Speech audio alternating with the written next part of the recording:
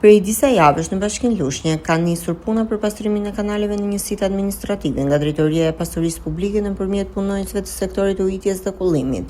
Puna po përqendrohet në pastrimin e kanaleve vaditëse dhe kulluese, duke vijuar në të gjithë territorin deri në përfundimin e saj në funksion të nevojave të fermerëve për ujë vaditës. Me rritjen e temperaturave dhe nisjen e sezonit veror, kulturat bujqësore kanë nevojë për furnizim të vazhdueshëm me ujë, ndaj ndërhyrja në mirëmbajtjen e rrjetit vaditës konsiderohet e domosdoshme. Për këtë situatë, televizioni Apolloni u drejtua përgjegjësit të sektorit të ujitjes dhe kullimit pranë ndërmarrjes së pasurive publike të Bashkisë Lushnjë, Renis Muça, i cili foli për punën që po kryhet në terren dhe bëri thirrje për mirëmbajtjen e kanaleve vaditëse edhe nga vetë fermerët. Në kuadër të mirëmbajtjes së rrjetit vaditës, institucioni jon ka realizuar pastrimin e 94 km kanal vaditës, nga të cilat 38 km janë pastruar me punëtori, kurse 56 km kanal vaditës janë pastruar me mjete prona mekanike me ekskavator.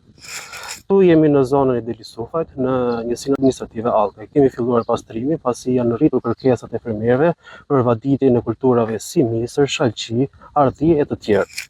Pavarësisht punës së bërë, kemi akoma segmente të cilët do ndërhyjmë në njësinë administrative Kolonjë, në njësinë administrative Bubullim dhe në njësinë administrative Kutje, po ashtu edhe në njësinë administrative Fjeshegan.